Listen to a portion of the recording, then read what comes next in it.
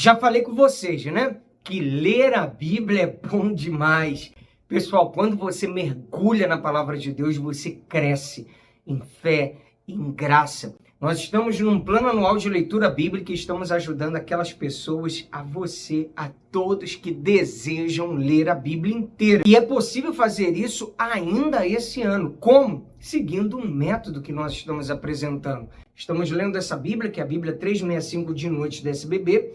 Ela tem um plano, um método que se consiste em lermos trechos da Bíblia e esses trechos vão se completar numa leitura inteira da palavra de Deus. Você que está chegando novo, segue daqui para frente. E as leituras que já passaram, você vai atualizando aos poucos numa playlist que temos aqui no nosso canal, Leitura Anual Bíblica, tá certo? Vamos à leitura de hoje, mas antes, se você não é inscrito no canal, se inscreva aí, dá o like e compartilha também para os seus contatos e grupos. Vamos à leitura de hoje. Dia 136, nós vamos ler Juízes 20, Salmo 78, a partir do verso 38 e Mateus 17. Juízes 20. Os israelitas vingam a afronta feita ao levita. Todos os filhos de Israel, desde Dan até Berseba, bem como da terra de Gileade, saíram e a congregação se reuniu diante do Senhor em Mispa, como se fosse um só homem. Os chefes de todo o povo e todas as tribos de Israel se apresentaram na congregação do povo de Deus. Havia 400.000 soldados de infantaria que puxavam da espada, e os filhos de Benjamim ouviram que os filhos de Israel haviam se reunido em Mispa. Os filhos de Israel disseram: "Conte-nos como aconteceu essa maldade." Então o levita, marido da mulher assassinada, disse: "Cheguei com a minha concubina a Gibeá, cidade de Benjamim, para passar a noite. Os cidadãos de Gibeá se levantaram contra mim e, à noite, cercaram a casa em que eu estava, queriam me matar e abusaram da minha concubina, que morreu. Então peguei o corpo da minha concubina, cortei em pedaços e os mandei por toda a terra da herança de Israel, pois aqueles homens cometeram uma maldade e loucura em Israel. Eis que todos vocês são filhos de Israel, portanto, discutam o assunto e tomem uma decisão." Então todo o povo se levantou como um só homem, dizendo: "Nenhum de nós irá para a sua tenda e nenhum de nós voltará para casa. Mas isto é o que faremos a Gibeá, um sorteio para ver quem atacará a cidade. De todas as tribos de Israel vamos separar 10 homens de 100, e 100 de 1.000, e 1.000 de 10.000, para providenciarem mantimento para o povo, a fim de que este, indo a Gibeá de Benjamim, faça a ela conforme toda a loucura que fez em Israel." Assim todos os homens de Israel se ajuntaram como se fossem um só homem contra essa cidade.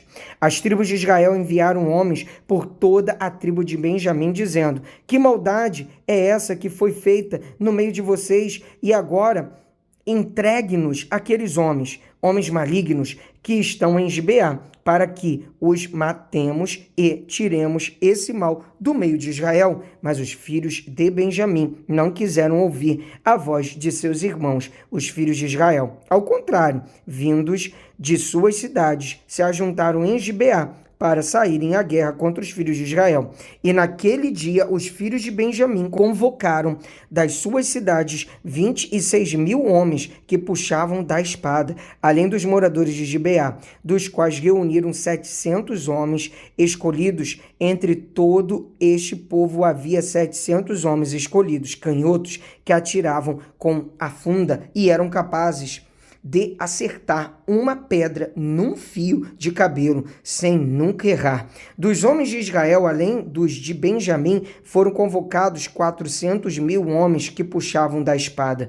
Todos esses eram homens de guerra. Os israelitas se levantaram e foram a Betel. Ali consultaram a Deus, dizendo: "Quem de nós será o primeiro a lutar contra Benjamim?" E o Senhor respondeu: "Judá irá primeiro." Na manhã seguinte, os filhos de Israel se levantaram e acamparam perto de Gibeá, e os homens de Israel saíram à batalha contra a tribo de Benjamim, e tomaram posição de ataque contra ela, junto a Gibeá. Então os filhos de Benjamim saíram de Gibeá, e naquele dia mataram 22.000 homens de Israel. Porém o povo dos homens de Israel se animou, e eles novamente tomaram posição de ataque no mesmo lugar onde, no primeiro dia, o tinham feito.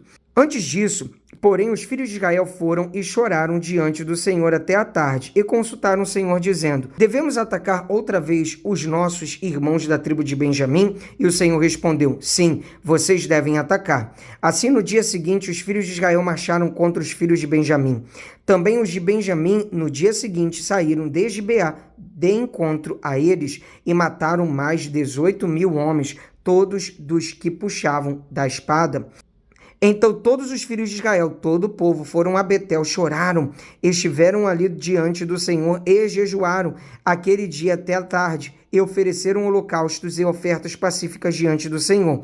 E os filhos de Israel consultaram o Senhor, porque naqueles dias a arca da aliança de Deus estava ali em Betel. E Finéias, filho de Eleazar, filho de Arão, ministrava diante dela. Naqueles dias, os filhos de Israel perguntaram: devemos sair mais uma vez para lutar contra os nossos irmãos da tribo de Benjamim, ou devemos desistir? O Senhor respondeu: vão novamente, porque amanhã eu os entregarei nas mãos de vocês. Então Israel pôs emboscadas ao redor de Gibeá. No terceiro dia, os filhos de Israel avançaram contra os filhos de Benjamim e tomaram posição de ataque contra Gibeá, como das outras vezes. Então os filhos de Benjamim saíram de encontro ao povo e, deixando-se atrair para longe da cidade, começaram a matar alguns do povo de Israel, como havia feito das outras vezes, pelas estradas, das quais uma vai para Betel e a outra vai para Gibeá. E no campo mataram uns 30.000 homens de Israel. Então os filhos de Benjamim disseram: eles estão sendo derrotados, como das outras vezes. Porém os filhos de Israel disseram: vamos fugir e atraí-los da cidade para as estradas. Todos os homens de Israel se levantaram do seu lugar e tomaram posição de ataque em Baal-Tamar. E a emboscada de Israel saiu do seu lugar, das vizinhanças de Geba. 10.000 homens escolhidos de todo Israel vieram contra Gibeá, e a batalha se intensificou. Porém os filhos de Benjamim não imaginavam que o desastre era iminente. Então o Senhor derrotou Benjamim diante de Israel. E naquele dia os filhos de Israel mataram 25.100 homens de Benjamim, todos dos que puxavam da espada. Então os filhos de Benjamim viram que estavam derrotados. Os homens de Israel foram cedendo terreno aos benjamitas, porque confiavam na emboscada que haviam posto contra Gibeá. A emboscada avançou depressa, investiu contra Gibeá e passou os moradores a fio de espada. Os homens de Israel tinham combinado um sinal com a emboscada, que era fazer subir da cidade uma grande nuvem de fumaça. Então os homens de Israel deviam voltar à batalha. Os filhos de Benjamim tinham começado a atacar os homens de Israel e já tinham matado uns 30 deles, e diziam: com certeza eles já estão derrotados, como na batalha anterior. Então a nuvem de fumaça começou a levantar-se da cidade, como se fosse uma coluna. Os filhos de Benjamim olharam para trás, e eis que a fumaça da cidade subia para o céu. Os homens de Israel deram meia volta, e os filhos de Benjamim ficaram apavorados, porque viram que o desastre era iminente. Eles viraram as costas para os homens de Israel, em busca do caminho do deserto, mas não puderam escapar da batalha. E os que vinham das cidades os destruíram no meio deles, cercaram os filhos de Benjamim e os perseguiram. E onde repousavam, ali os alcançavam, até diante de Gibeá, para o nascente do sol. Dos filhos de Benjamim foram mortos 18.000 homens, todos estes homens valentes. Então se viraram e fugiram na direção do deserto, para a rocha de Rimom.